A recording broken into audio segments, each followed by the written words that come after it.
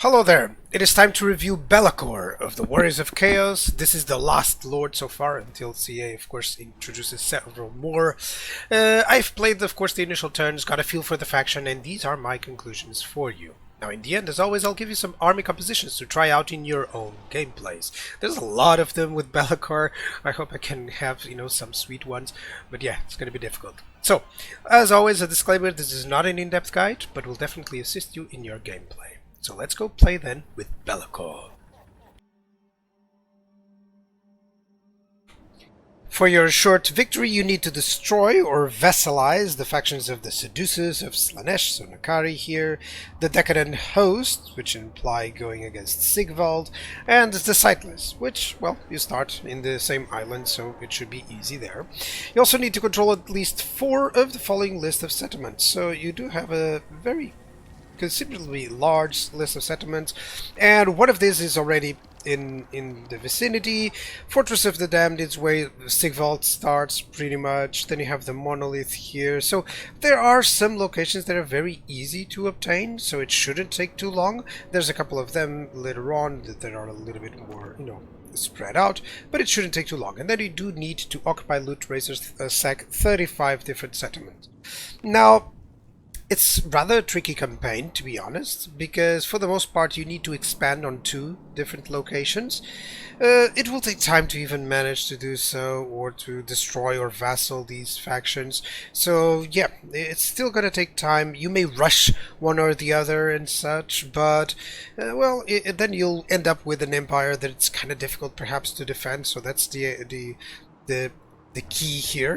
Even if you rush it, it may take some time to properly do so without hindering your further progress. Now, in terms of the rewards, plus 30 wins of magic to all armies. This is great, as I mentioned previously many times, since the faction does enjoy some nice benefits from its destructive magic power, of course.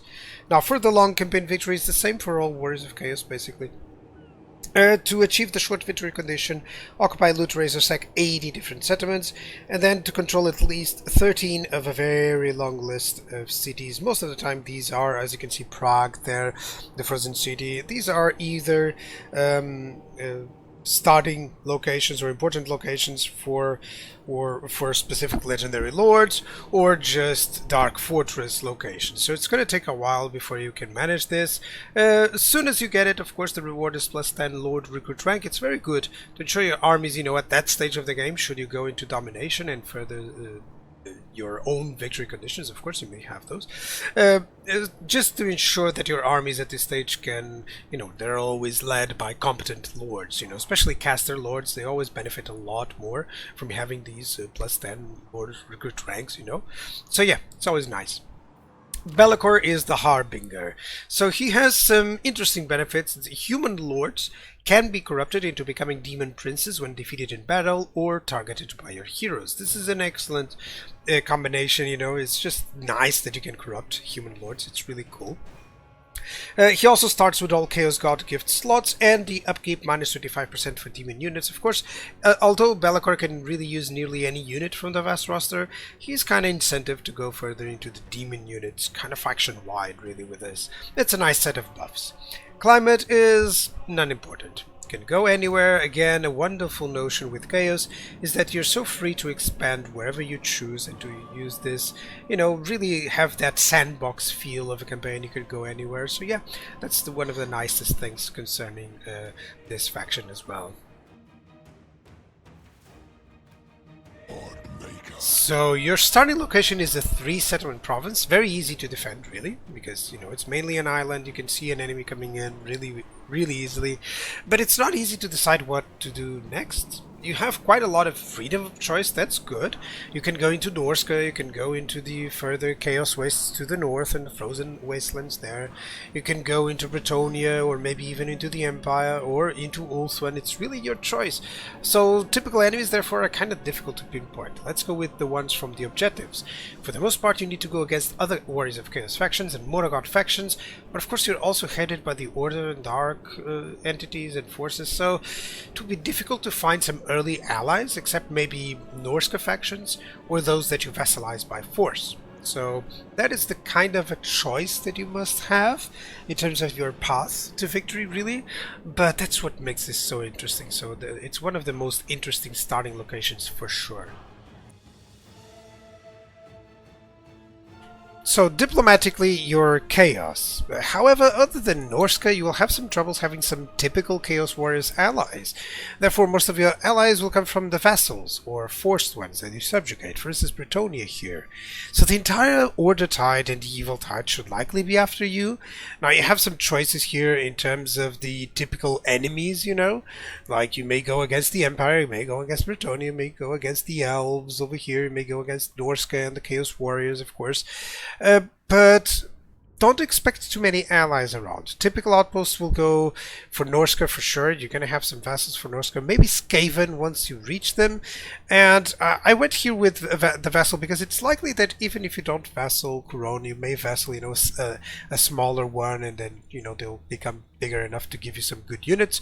So since you're going to be fighting those, therefore let me just include it so you can have a few options and see what you like. So therefore, outposts. Let's go into cavalry, of course, from Bretonnia, especially after their buffs. They're great. Then some single entities and monsters from Norska, and of course some ranged power from Skaven. All of this should definitely make your armies very terrifying in battle. Souls are a unique currency, so they're harvested by fighting anything that is not demons. They're used for heroes and lords to achieve marks of chaos, and also for the gifts of chaos mechanic. This consists of a series of buffs that you can have active, and in this case you can have it for the gifts of Tzeentch, for instance. Let me show the all gifts. So you can have for Undivided, Nurgle, Slaanesh, Tzeentch, and Khorne, of course, and all of these have their own specific benefits. All that they do is also cost some upkeep, so be wary. You need to have a good income of souls, basically, to ensure that you manage this. Okay, now they're very interesting, and they will allow you a lot of different units from all across the 4 Chaos Gods rosters, which is great. Now the Path of Glory, that's also where you can use some souls. That's with your heroes and lords. So for instance, what you can do is dedicate or devote to Khorne or to Nurgle or to others, depending on the type of hero that you have, what type of lord that you have. And of course this basically makes it into, you know, a devoted Khorne or a devoted Nurgle, and then all the skills are reset to be chosen again. You have half the rank of the previous form, but of course there's some advantages into this, and it's always interesting and customizable, which is the great part of the Warriors of Chaos experience nowadays. It's so customizable. Now you also have the authority. So this gives basically casualty replenishment rate, less recruitment costs, and upkeep in war and upgrade costs in accordance to how much authority you have there. So you can gain those by various means, and this makes your army very customizable. So as in, you know, to ensure that you have units from all of the Chaos rosters or just a few, and that you benefit from all of that. Now your units recruit instantly, such as for instance like here. Let me just recruit one to ensure that I have a slot there. So you can recruit instantly units, which is great. What basically you get is further ways to ensure that you get more faster replenishment there, you know, in terms of the units to recruit. And then you can also upgrade them. So let me show you the warband upgrades. So upon this unit reaching rank 5 and ensuring that you have the tech, sometimes you do need a specific tech for it, like here, you could upgrade them then into Forsaken, for instance, or you can upgrade them into the different ones from all the rosters, which is great. Be'lakor is completely and fully customizable. It may take a while before getting there, but definitely he can end up with a crazy good army in the end. And this is one of the best mechanics. You just spend a little bit of gold, and if you have the XP and the technology, bam, you can upgrade those units. Now, vassals, for instance, should be noted kind of like a mechanic, because you're going to have so many. You can build the outposts, of course, on them. You can request their armies, you can set the targets, and because you have so many, you're definitely going to spend a lot of time, you know, making sure that they go to the right targets here. And specifically for Be'lakor, you have the mechanics involved with the unholy manifestations. So to do these ones, either you have fought a specific army of that belonging to that chaos god. So for instance, if I fight against an Nurgle army, then I will increase the uses of the Plague Father's cleanse, okay? Or I can spend some souls. I can spend 2,000 souls in order to gain the usage of that unholy manifestation. This applies to every single one of them. As you can see, it gives you some units, mainly either their base unit or the exalted unit that they have, either the Bloodletters, the Plague Bearers, Demonettes, or the Pink Horrors. This last one, it also opens a rift in the province that the target army is positioned in. So you do have rifts as Be'lakor that you can use in order to travel back or forth into those rifts, which is excellent because that alone is a great mechanic. So yeah, that's it for Be'lakor. Really good mechanics that he has, and very interesting one.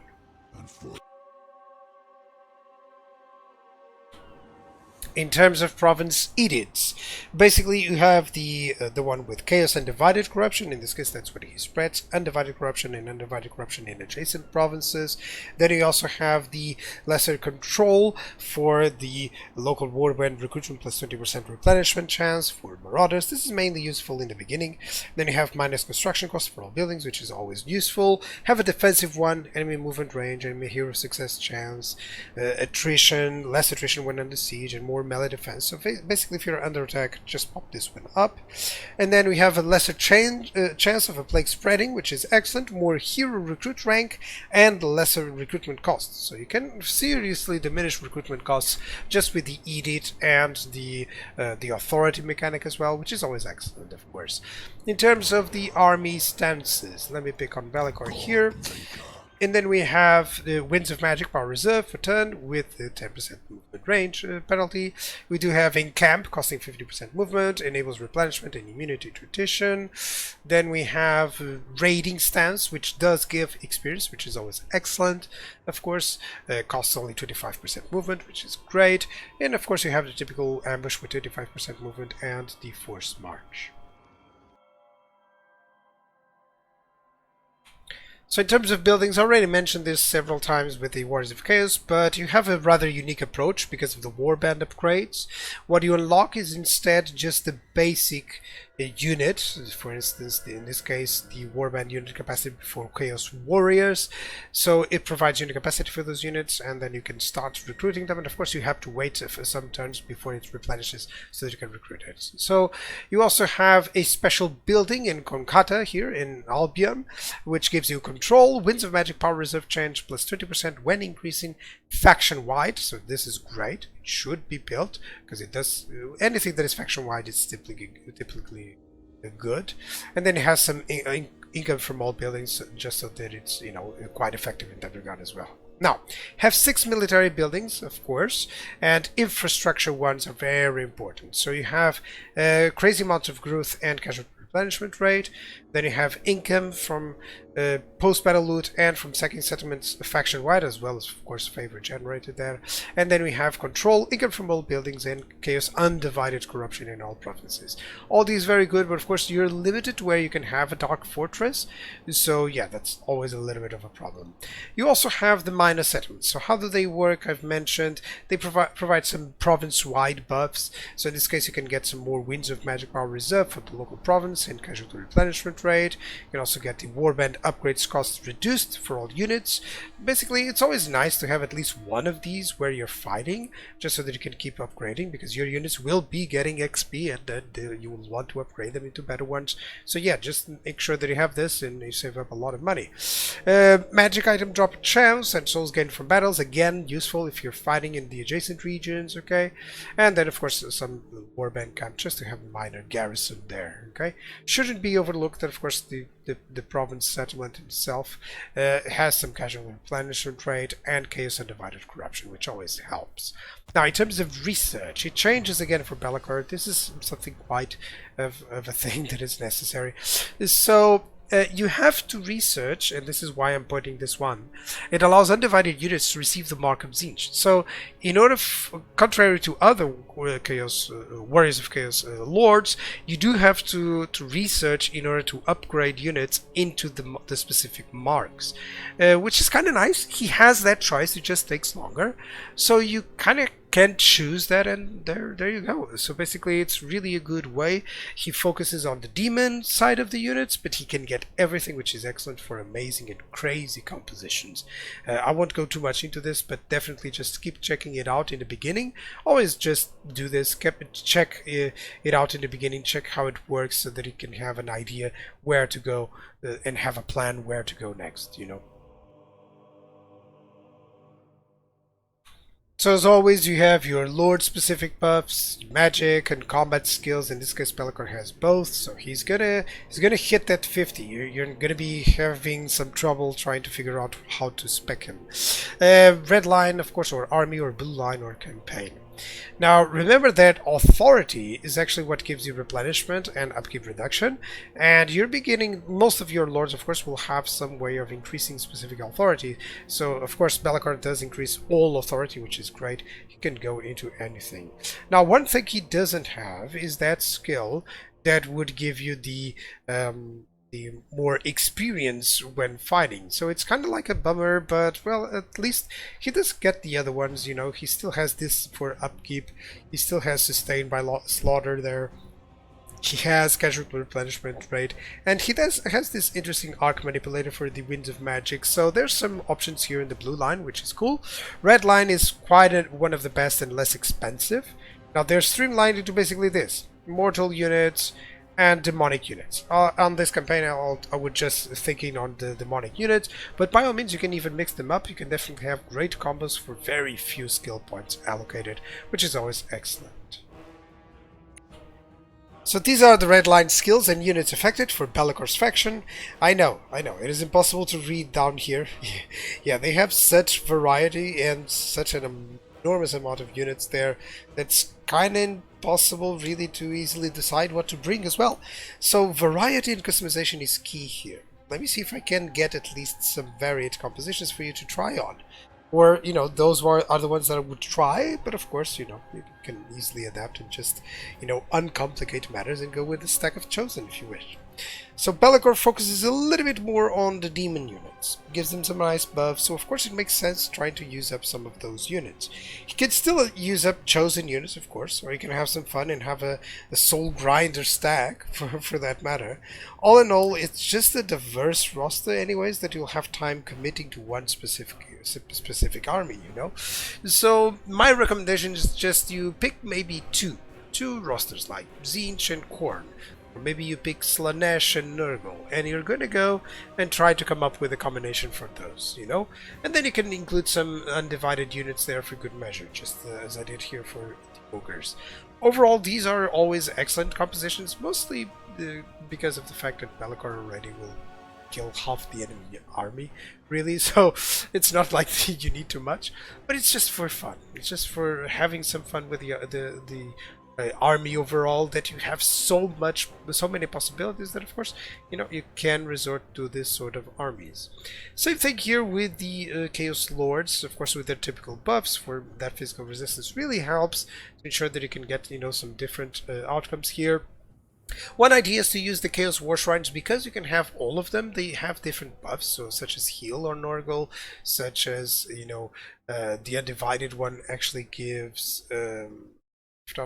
physical resistance, so that's why it is also here, you know, extra physical resistance for the unit. So of course it's always a good idea to try and come up with different setups and see what happens, see what actually happens. By the way, these are great weapons and these are halberds, so there's nothing that defends against missile units, so be careful against those using these sort of armies. And then of course we can, one unit that I would take the advantage of, one lord actually, the Chaos Sorcerer Lord, would be to use him with the Forsaken, with the Chaos Spawn, just to have an easy stack. You know, like a stack to just, you know, sweeper stack, like I like to say, just with basic units that you can send out and just have some, you know, some fun with, and at the same time just destroy minor settlements, just destroy minor armies of the AI, while your main stacks go in and kill the enemy, deal the enemy with the enemy strong forces. So you can also go into aspiring champions and some chosen, of course. These spawn out of Slaanesh, so they have the sulfuric musk. They shout some nice debuffs, even if it's just melee attack and melee defense, if not mistaken. But still, it's cool. And maybe you have some trolls and manticores you don't know what to do. Well, put him in this army. Look how effective it is in terms of redline skills.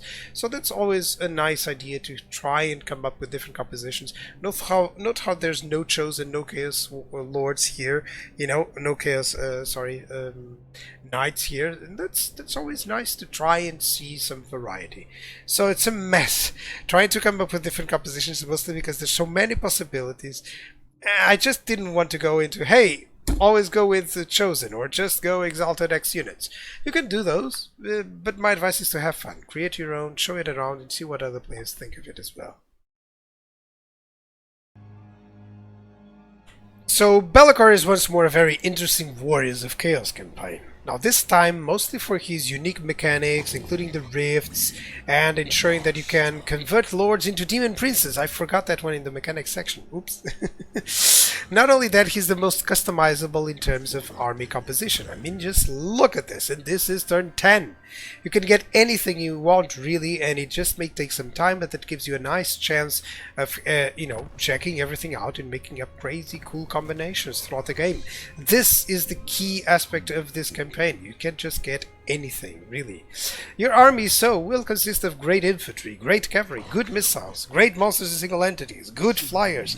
You do rely on that upgrade units mechanic, and it required some time for the elite troops. However, replenishment is great, especially due to this climate, because it's also awesome that the Chaos Warriors have this, because it just makes sure that you want to play this throughout, and you'll just stop when you really don't want, or you just continue and map the whole map, get the whole map completion. So, I guess it is time now to follow then Be'lakor, the Harbinger, into full map domination and conquest.